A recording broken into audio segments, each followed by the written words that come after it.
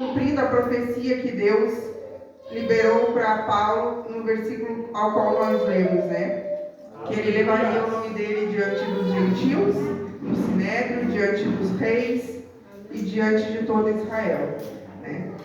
E a conversão de Paulo, ela foi, como eu disse, uma conversão muito importante. Ela acontece ali no começo da igreja primitiva. Paulo, apesar de ele conhecer as leis, apesar de ele ter estudado aos pés do maior mestre daquela época, o maior professor, que era o Gamaliel, ele era ainda um religioso. Ele conhecia das leis, ele tinha bons estudos, ele falava muitas línguas, mas ele não cria no Cristo que morreu e ressuscitou.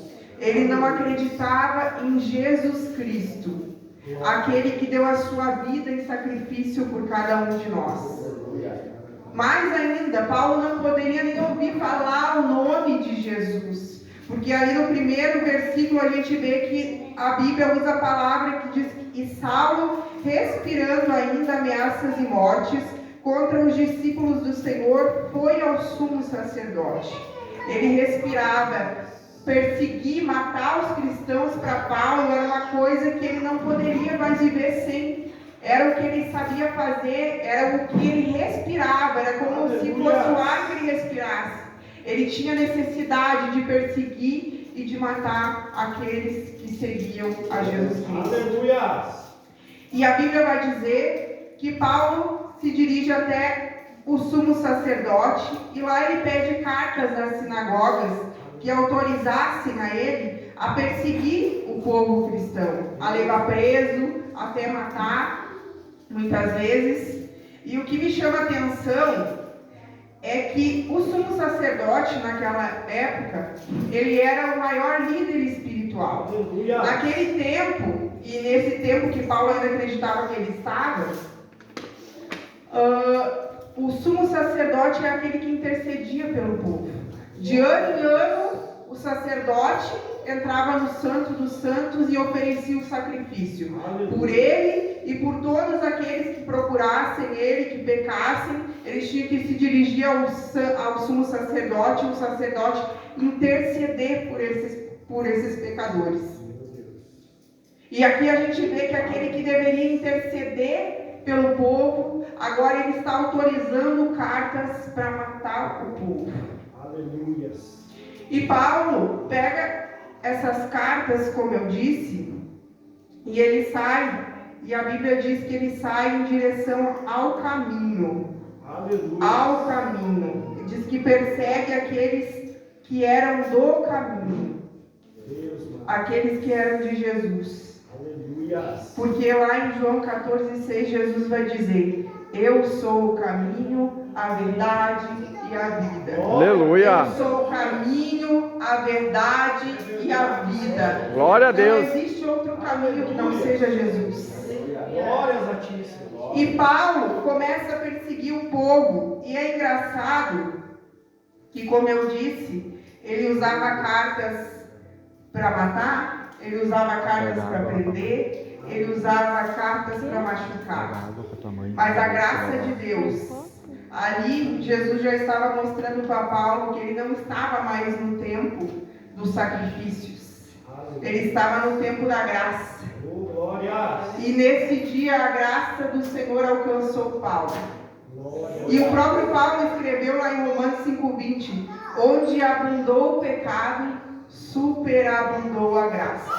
Porque o mesmo Paulo que escrevia cartas para prender, que escrevia cartas para machucar, que escrevia cartas para matar, o mesmo Paulo o Senhor usou para escrever cartas para salvar, cartas para libertar e Aleluia. cartas para curar. O apóstolo Paulo escreveu praticamente metade do Novo Testamento. Aleluia. Porque onde abundou o pecado, superabundou a graça. Oh, glória a Deus. E Paulo sai em direção a Damasco para perseguir o povo que seguia Jesus. E a Bíblia vai dizer que quando ele estava se aproximando, ali no versículo 3, irmãos quiserem acompanhar. Quando ele estava se aproximando de Damasco, repentinamente brilha uma luz. Mas o que me chama a atenção é essa palavra, ele estava se aproximando, ele ainda não tinha chegado em Damasco. Paulo estava se aproximando para perseguir, para matar o povo de Deus, aqueles que eram de Jesus, aqueles que eram seguidores de Jesus. E ele se aproxima dessas pessoas. Mas eu quero te dizer que às vezes Deus até permite o mal se aproximar da nossa vida. O mal chega perto de nós, mas ele não permite nos tocar, porque nós estamos guardados por ele. E se for preciso, ele faz como ele fez no caminho de Damasco e desce na terra para responder por ti. E é o que Jesus faz agora pelos discípulos. Ele marca um encontro com Paulo no caminho de Damasco, e a palavra de Deus vai dizer que repentinamente, de repente, Paulo é cercado por uma luz. Jesus vai dizer lá em João: eu sou a luz do mundo. Eu sou a luz do mundo. Quem me segue não andará em trevas. Ele é a luz. O próprio Jesus se encontra com Paulo de repente. O que eu estou dizendo é que nós estamos num culto de encontros, e que o encontro contigo, com Jesus, é de repente. De repente Jesus chega na tua vida, muda tudo no lugar e não tem mais para onde tu correr. É de repente, é no de repente que Deus age. De repente tu saiu num dia hoje achando que seria um dia normal, como qualquer outro, e Jesus marcou essa noite para ter um encontro contigo. Aleluia. Assim como ele fez com Paulo no caminho de Damasco. E ele se encontra com Paulo. E a palavra de Deus vai dizer que Paulo, versículo 4, e ele caído em terra, ouviu uma voz que lhe dizia: Saulo, Saulo, por que tu me persegues? Aleluia. A palavra de Deus vai dizer que Paulo caindo em terra. Glória a Deus. Paulo se prostra diante de Jesus. E Jesus permitiu aquela queda. Porque tem pessoas, quando Paulo cai naquele momento, ele escuta a voz de Deus. Porque tem pessoas que enquanto Deus não permitir a queda, tem pessoas que enquanto Deus não permitir cair, elas não vão parar para ouvir a voz de Deus. Aleluia. E Paulo se prostra agora diante de Jesus, e ele começa a ouvir a voz de Jesus. Então entenda que tem quedas nas nossas vidas que é Deus que permite. Nem tudo é o diabo, nem tudo é o Satanás. Às vezes é Deus que quer que a gente se prostre diante dele e comece a ouvir o que ele quer falar conosco. Versículo 5, e ele disse: quem és tu, Senhor? E disse: eu sou Jesus a quem tu persegue. Duro é para ti chutar contra os aguilhões. Essa palavra aguilhões aqui, Jesus gostava de usar essas figuras de linguagem, vamos dizer assim. Essa palavra aguilhões era uma palavra que era se dada a um objeto. Ele possuía uma ponta, um objeto pontudo, que quando os bois eram colocados sobre um arado, sobre aquela madeira que fica em volta dos bois, eram usados esses aguilhões porque às vezes o boi travava e não queria andar. E uma forma do boiadeiro fazer o boi andar, ele fincava esses aguilhões no boi, e se o boi ficasse resistindo para não caminhar, o boi acabava se machucando. E é o que Jesus está dizendo aqui para Paulo. Não adianta, Paulo, tu ficar resistindo ao que eu tenho para ti. Porque Paulo estava resistindo ao cristianismo. A igreja primitiva, como eu disse, estava surgindo naquela época, estava avançando. E Paulo estava resistindo ao cristianismo por causa do extremo zelo que ele tinha pela lei e pelas tradições judaicas. Paulo tinha uma mente cauterizada, Paulo era um religioso, e ele estava resistindo àquilo que o Senhor estava fazendo. E Deus chega para ele para dizer, Jesus chega para ele para dizer, não adianta tu resistir. Não adianta tu lutar contra a minha vontade. Não adianta a gente querer ficar lutando contra aquilo que Deus quer fazer. Não adianta a gente ficar lutando contra a vontade de Deus para as nossas vidas. Aleluia! E Paulo ali prostrado, versículo 6. E ele tremendo, atônito, disse, Senhor, o que queres que eu faça? E disse-lhe, Senhor, levanta-te e entra na cidade, e lá será dito o que tu deves fazer. Levanta-te e entra na cidade, e lá será dito o que tu deves fazer. O que eu entendo com esse versículo é que Deus, quando Ele marca um encontro com a gente, quem aqui se lembra quando Jesus te encontrou? Aleluia. A gente começa a receber algumas promessas, Deus começa a dizer, eu vou te fazer um missionário, eu vou te fazer uma missionária, eu vou te fazer um pregador, eu vou te fazer um pastor, eu vou te fazer um evangelista, eu vou te levar. Só que Deus fala o nosso destino. Como Ele fala para Paulo, tu vai à cidade, mas Ele não conta para a gente o processo, o percurso que a gente vai percorrer. Porque se Ele contasse, a gente ia sair correndo, a gente ia desistir.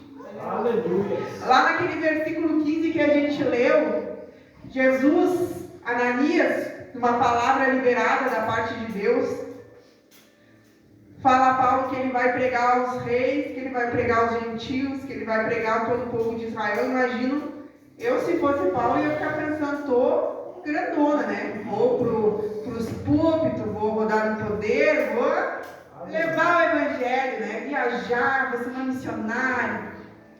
Só que Deus não falou para ele que ele ia fazer tudo isso preso. Deus não falou para ele que ele ia fazer tudo isso aprisionado, sendo machucado, sendo açoitado. Porque se Jesus falasse, Paulo certamente não ia querer. Então, Deus fala o nosso destino, mas Ele não fala o processo que a gente faz. Mas eu quero te dizer nessa noite, talvez você está no processo assim como eu. Eu estou no processo, a cada dia é difícil a gente ser moldado, é difícil a gente ser lapidado. Esses dias, Jesus falou para mim sobre uma palavra e disse assim, para mim, tu és para mim um vaso de valor. Mas eu estou te forjando na fornalha. E duro é passar pela fornalha de Deus. Mas vale a pena. Vale a pena. Então eu quero te dizer nessa noite, suporta o processo. Suporta o caminho ao qual você está se direcionando para a promessa, para aquilo que Deus te prometeu. Versículo 7. E os homens que viajavam com ele pararam atônitos, ouvindo a voz, mas não vendo nenhum homem. Reparem que os homens pararam atônitos. Eles estavam espantados com o que estava acontecendo. O que você quer dizer, irmã Cátia? Eu quero dizer que aquilo que, quando Jesus te encontrar, quando Ele começar a obra que Ele tem na tua vida, pessoas que andam contigo, porque esses homens andavam com Paulo, aleluia, vão ficar espantados com aquilo que Jesus vai fazer na tua vida. Glória a Deus. A tua família vai ficar espantada, os teus amigos vão ficar espantados, no teu trabalho vão ficar espantados, vão dizer, é ela, é ele, é aquele, é aquele. Porque onde Jesus chega, onde Jesus entra, porque tem gente que Jesus chega e não deixa Jesus entrar. Onde Jesus entra, é nítido, precisa haver uma transformação, precisa haver uma transformação. E como é que é essa transformação, irmã Cátia? A transformação não começa quando eu visto uma saia e venho para a igreja. A transformação começa dentro de nós. Aleluia. Porque o vaso, quando ele é moldado de dentro para fora. De dentro dentro para fora. Quem já ouviu aqui como é que se molda um vaso? Sabe que o oleiro usa as duas mãos. Mas o que dá forma no vaso é a mão que fica por dentro. Aleluia. Porque começa de dentro para fora. Oh, E eu creio que neste momento Paulo começa a ser transformado, Paulo começa a ser lapidado. E aqueles homens ficam atônicos. Versículo 8. E Saulo levantou-se da terra e, abrindo os olhos, não via nenhum homem. Mas guiaram-no pela mão e levaram para Damasco. Paulo levantando-se na terra. Tem vezes na nossa vida que mesmo de pé,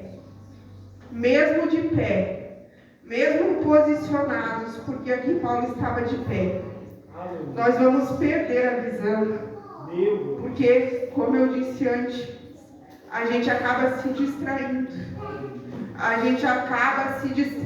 e a gente fica sem enxergar, a gente fica sem direção. Mas como nós vimos na palavra de Deus, Deus vai levantar pessoas para nos guiar pelo caminho. Deus vai enviar pessoas para nos pegar pela mão, como aqueles homens pegaram o apóstolo Paulo e dizer: vem, anda mais um pouquinho, Aleluia. anda mais um pouquinho, não para. A gente está quase chegando na cidade, Paulo. A gente está quase chegando no lugar, Paulo, da promessa, Paulo, não para. Aleluia. Às vezes Deus vai nos permitir se distrair, mas Ele também vai levantar pessoas para dizer: é por aqui. Aleluia. Vamos seguir, vamos adiante. Não pare. Não pare, é uma palavra liberada sobre a sua vida. Aleluia. É uma promessa, e eu quero te dizer nessa noite: não pare, não se distraia. Glória a Deus. Agora Paulo é direcionado a Damasco. Versículo 9. E ele ficou 3 dias sem visão, e não comeu e não bebeu. E não comeu e não bebeu. Paulo estava jejuando.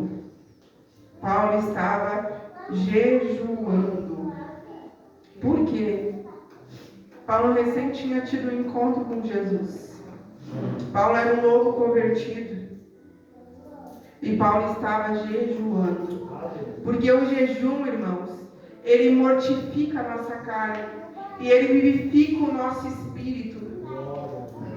Há uma guerra diária. Esses dias eu vi até que um pastor colocou do crente bipolar. E eu fiquei pensando, mas a gente é bem bipolar mesmo, porque todos os dias há uma luta interna dentro de nós, da nossa carne e do nosso espírito. Da nossa carne e do nosso espírito. O próprio Paulo já dizia: o bem que eu quero fazer, esse eu não faço. Mas Aleluia. eu não quero esse sim. Eu acabo cometendo. E como que nós matamos a nossa carne? Há uma guerra dentro de nós. E vence aquele que é mais alimentado. Quando Aleluia. nós estamos jejuando, nós estamos alimentando o nosso espírito e matando a nossa carne. Jesus, para começar o seu ministério, ele jejuou 40 dias e 40 noites. Aleluia. A palavra de Deus diz que o Espírito o conduziu ao deserto. O próprio Espírito Santo o conduziu ao deserto. Para começar o seu ministério, ele jejuou 40 dias e 40 noites. E a Bíblia diz que lá nesse deserto ele foi tentado. Depois de jejuar 40 dias e 40 noites, ele foi tentado. Mas a Bíblia diz que depois de Jesus vencer a tentação na palavra, porque foi através da palavra, a Bíblia diz que os anjos o alimentaram. Os anjos o alimentaram. Porque quando nós estamos jejuando, nós não estamos alimentando a nossa carne, o nosso corpo carnal, mas nós estamos sendo alimentados pelo céu. Aleluia. O céu nos alimenta, o Senhor começa a nos visitar, nós começamos a ficar sensível no nosso espírito, nós sentimos mais a presença de Deus, nós ficamos mais sensíveis à voz de Deus. Aleluia. Aleluia. Então eu quero te dizer, se tu diz nessa noite que tu já teve um encontro com Jesus, Aleluia. se você diz que você é crente em Jesus e você não jejua, você não tem o hábito de jejuar, eu sinto em te dizer nessa noite que tu tem que voltar para o caminho de Damasco. Aleluia. Você tem que se converter de novo. Porque todo crente precisa jejuar. Aleluia. Versículo 10. E havia um certo discípulo em Damasco chamado Ananias, e o Senhor disse-lhe em uma visão: Ananias. E ele disse: Eis-me aqui, Senhor. E o Senhor disse-lhe: Levanta-te e vai à rua chamada direita, e pergunta à casa de Judas por alguém chamado Saulo de Tarso, porque eis que ele está orando. Eis que ele está orando. Aleluia. Paulo, um novo convertido, recém tinha se encontrado com Jesus 3 dias de convertido. Agora ele está jejuando e ele está orando. Paulo entendeu o segredo rápido, que ele precisava orar, que ele precisava matar a carne. Ele já tinha tido um encontro com a palavra, porque Jesus é a própria palavra, é o verbo que se fez carne. Aleluia. E agora ele está jejuando e ele está orando. Lá em Mateus 6,6 vai dizer: Tu, porém, quando tu quiser orar, quando tu sentir vontade, quando tiver um tempo, entra no teu... Não. Tu, porém, quando orares, entra no teu quarto e fecha a porta, orarás ao teu pai que está em secreto, e teu pai que te vê em secreto recompensará. Aleluia. Quando tu orares, a Bíblia é clara, vai chegar uma hora que tu vai ter que orar. Não é se tu quiser orar, não é se tu tiver tempo para orar, não é se tu tiver vontade de orar, quando orares. E o que é oração? Ah, mas eu não sei orar, eu não tenho palavra, eu não sei falar bonito como os outros falam. Irmãos, ontem eu falava isso no círculo de oração.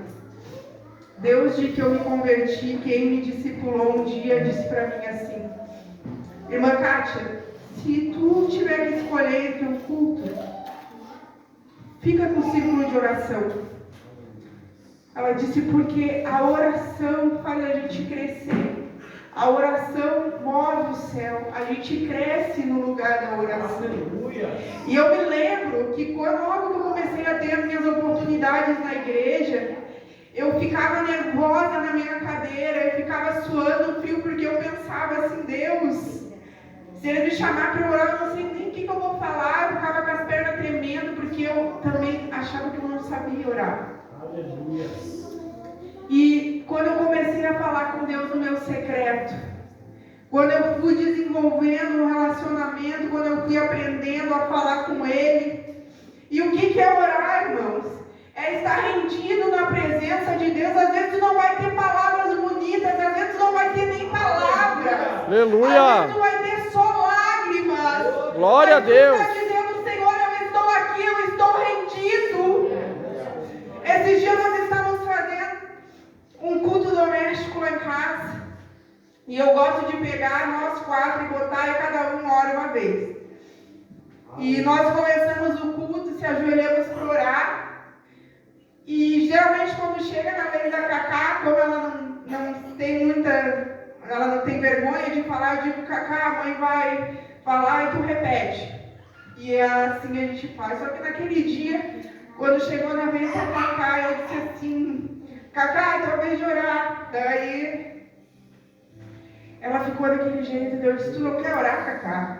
Aí eu disse: então tu quer cantar um louvor? Vamos botar um louvor para nós cantar todos juntos.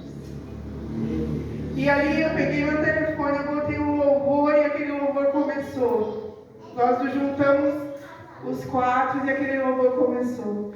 Tu és por quem a minha alma esperou. Aleluia. A fonte da vida que me encontrou. Aleluia. És o dom de Deus, o Messias, o meu Salvador. E aquele louvor começou, a presença de Jesus enchia a sala. Quando eu olhei para Cacá, ela estava com os olhos fechados, cantando e as lágrimas escorrendo no rosto dela. Ela estava orando. Através daquele louvor, ela estava falando para o Senhor. Tu és por quem a minha alma esperou. Tu és o meu Salvador, tu és o Messias. Aleluia. Da maneira, do modo dela, com as limitações dela. Então eu não aceito quando alguém me diz eu não sei orar. Bota um louvor de adoração e se renda na presença de Jesus e diga: Senhor, eu não sei o que te falar, mas eu estou aqui.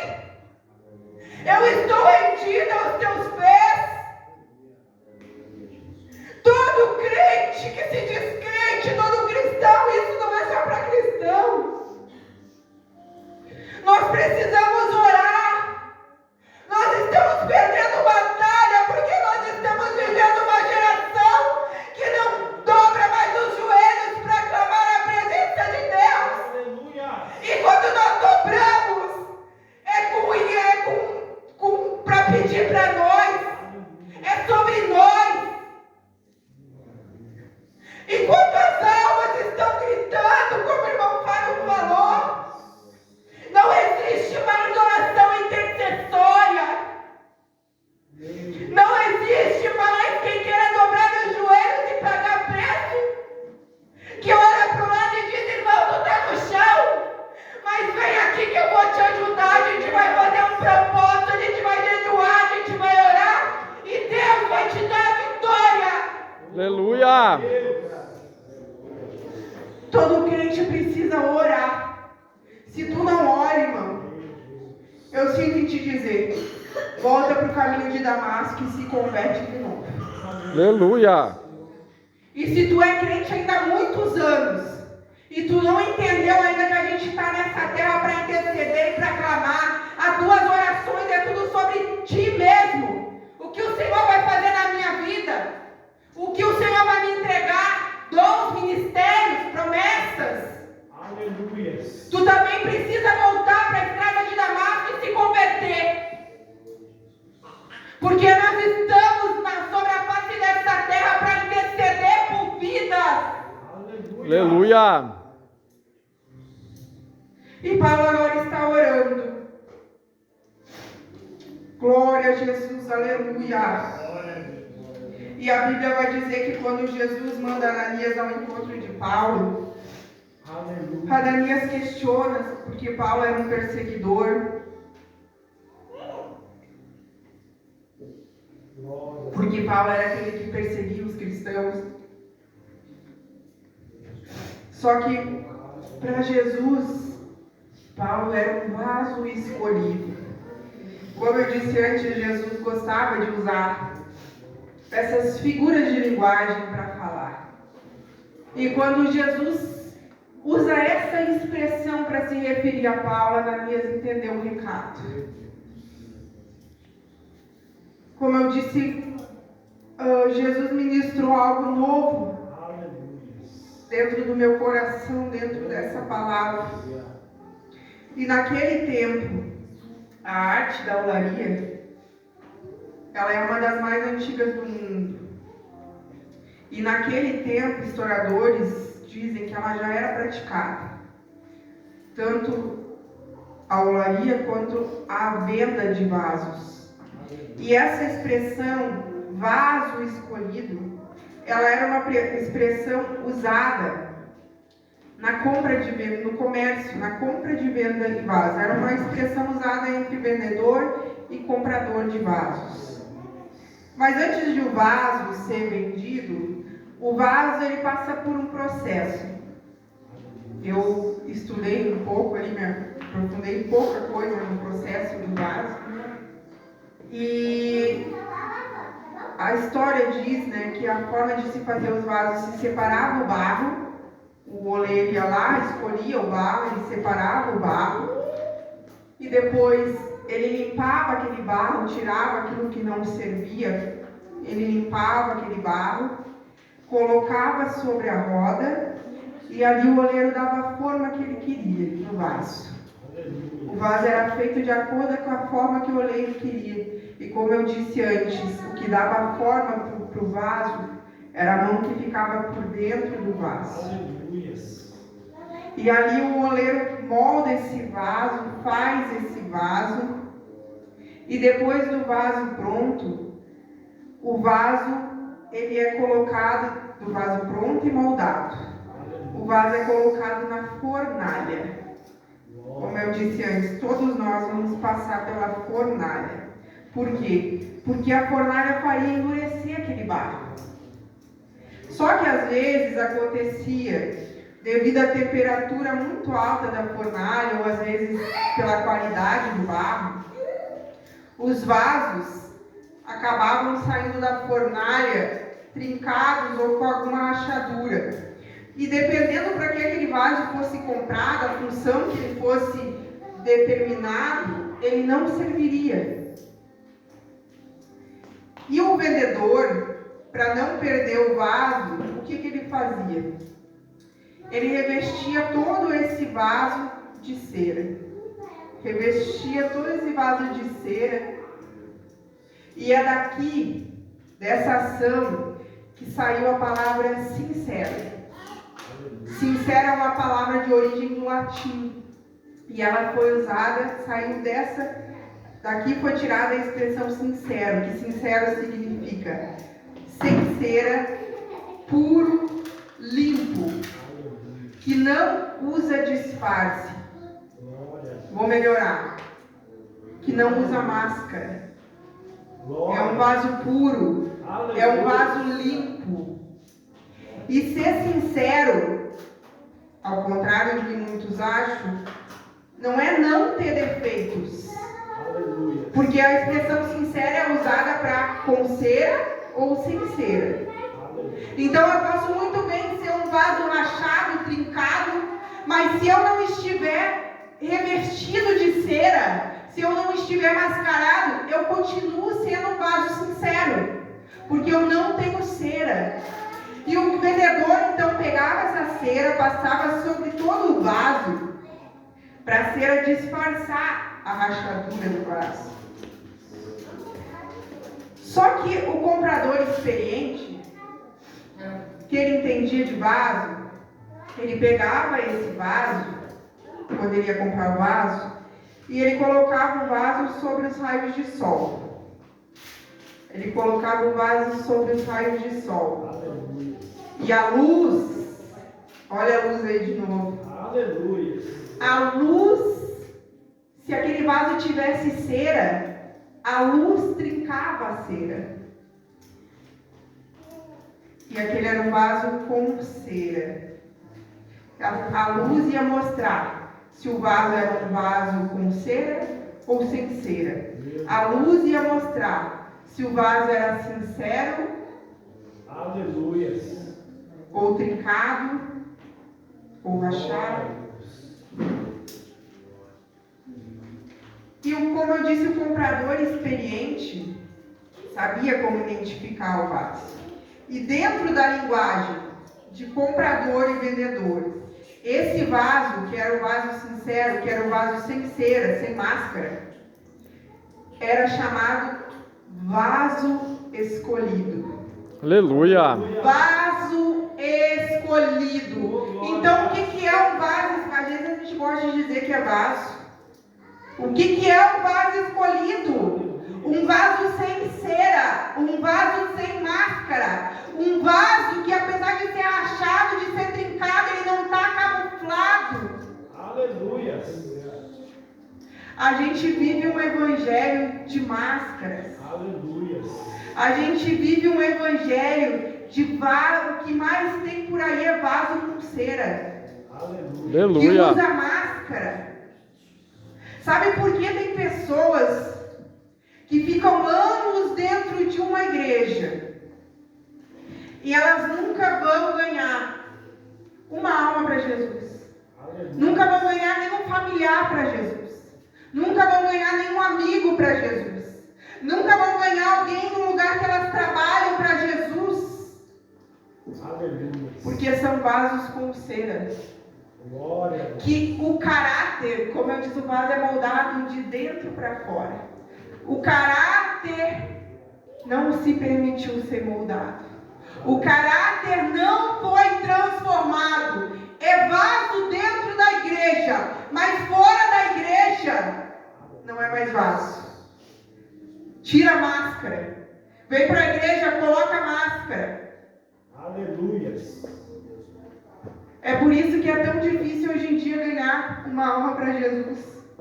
Eu estou uma semana debruçada sobre essa palavra e lutando. Aleluia. E semana passada meu marido foi para Porto Alegre levar minha sogra, que ela tinha que fazer uma cirurgia. Ele chegou em casa e ele nem sabia que eu estava estudando essa palavra. Aleluia. E ele disse assim: hoje eu encontrei com o Fred, que era um motorista que levava minha filha para pai, muitos anos, foi motorista dela. E ele disse assim: hoje eu encontrei com o Fred, e nós estávamos falando, conversando, e ele disse que ele foi na igreja uma vez na vida dele, e nunca mais pisou na igreja, porque ele disse que as pessoas lá da igreja, elas são mais falsas e fofoqueiras que o povo aqui de fora. Aleluia.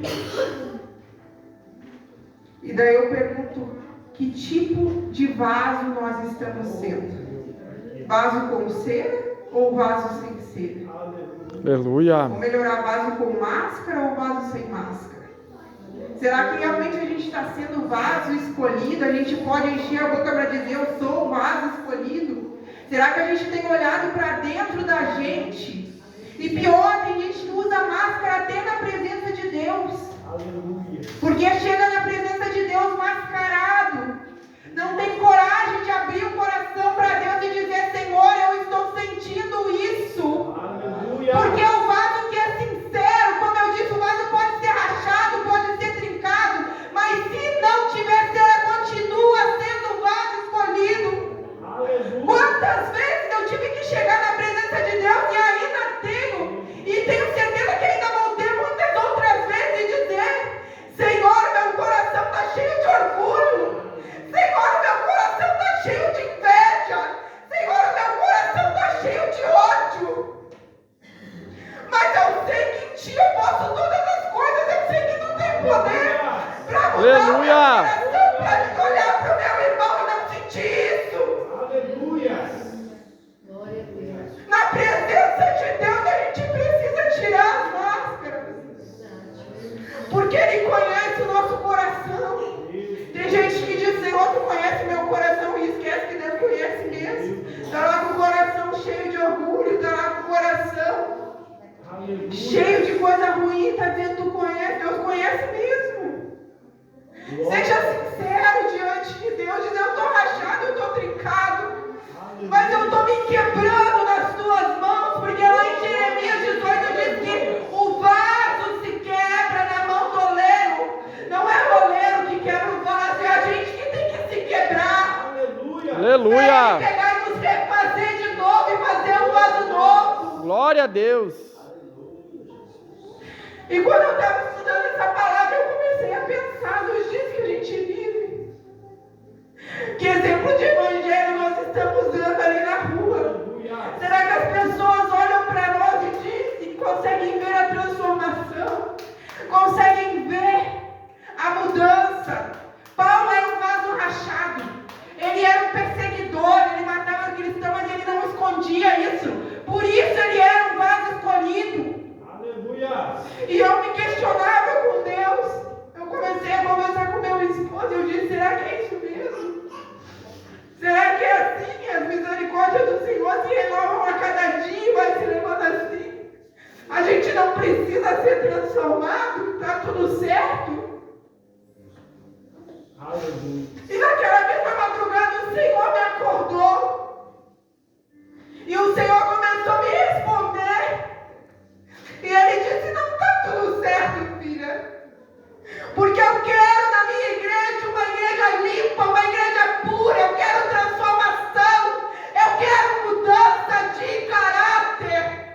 Aleluia. Aleluia.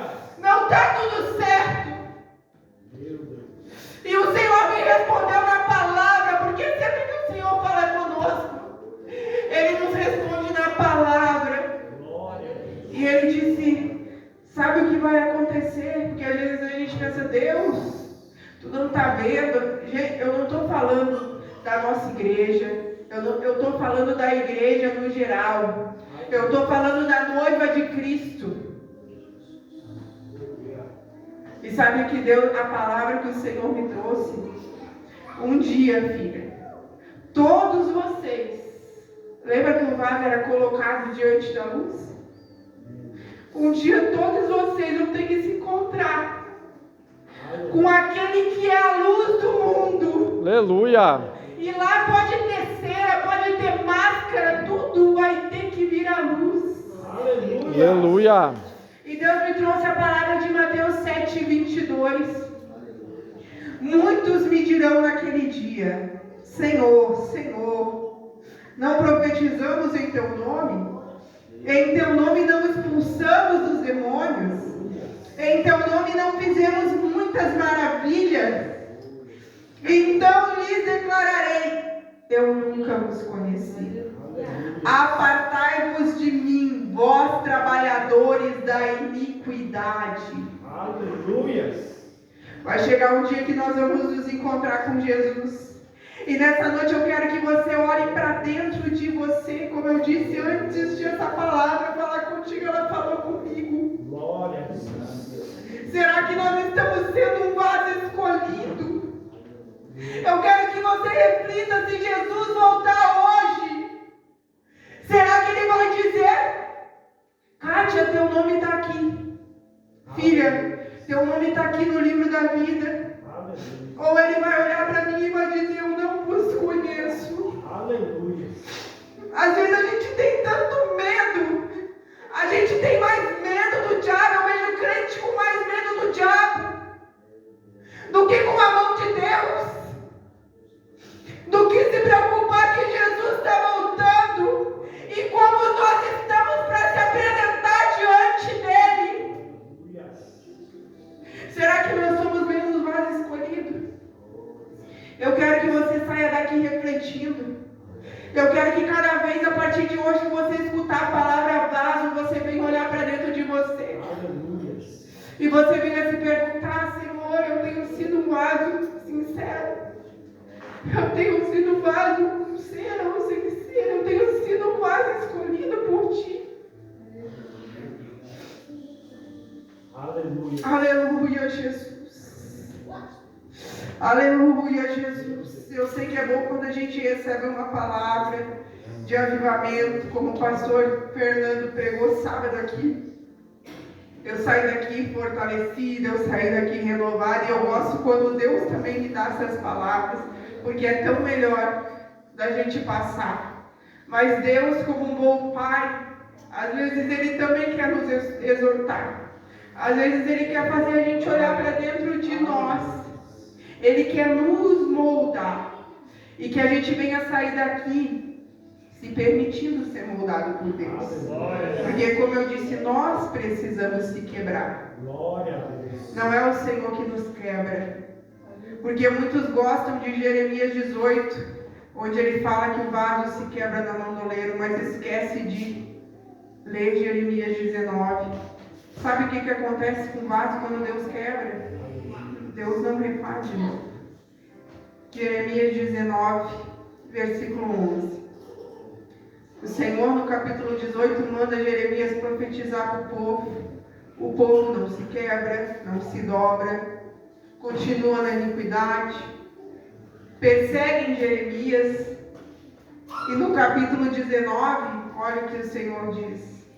E lhes dirás, assim diz o Senhor dos Exércitos, deste modo eu quebrarei este povo e esta cidade, como alguém quebra um vaso do oleiro, tal que não possa ser feito inteiro novamente. Aleluia. Quando Jesus quebra um vaso, não é para ele fazer de novo. Então que a gente venha se quebrar antes de ser quebrado por Ele. Aleluia.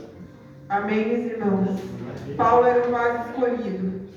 A história de Paulo termina, Ananias cumprindo a sua missão, liberando a palavra sobre a vida de Paulo. E engraçado que no versículo 16, a palavra de Deus diz assim: porque eu lhe mostrarei quão grandes coisas ele deve sofrer por causa do meu nome. Às vezes a gente vem para Deus e a gente acha que o Evangelho é só coisa boa, que agora vai ficar tudo certo, agora vai ser chave, vitória, porta aberta. Mas o Evangelho não é isso, irmãos. O Evangelho é sofrer por amor a Cristo. Aleluia. É sofrer por amor a Cristo e continuar caminhando. Continuar caminhando. E Paulo agora, Ananias impõe as mãos sobre Paulo. E a Bíblia diz no versículo 18 que imediatamente lhe caíam dos olhos como se fossem escamas. E ele imediatamente recebeu a visão e levantando foi batizado. Aleluia. Paulo foi cheio do Espírito Santo, mas porque Paulo percorreu o caminho da palavra, do jejum, da oração. Agora os olhos de Paulo estão abertos e ele está cheio do Espírito Santo, preparado para fazer a obra do Senhor, preparado para sofrer por amor do seu nome, preparado para enfrentar as prisões, as tempestades que ele ia ter que enfrentar ao longo do seu caminho. Que a gente possa ser como Paulo, ser cheio do Espírito Santo de Deus, que é o que nos capacita para a obra, e levar o seu nome, apesar da dor, apesar do sofrimento, que a gente possa chegar no final dessa vida e dizer como Paulo: combati um bom combate, encerrei a carreira. Aleluia. Na presença de Deus. Se coloque de pé nessa noite, eu já quero estar orando. Você que nessa noite essa palavra falou contigo, essa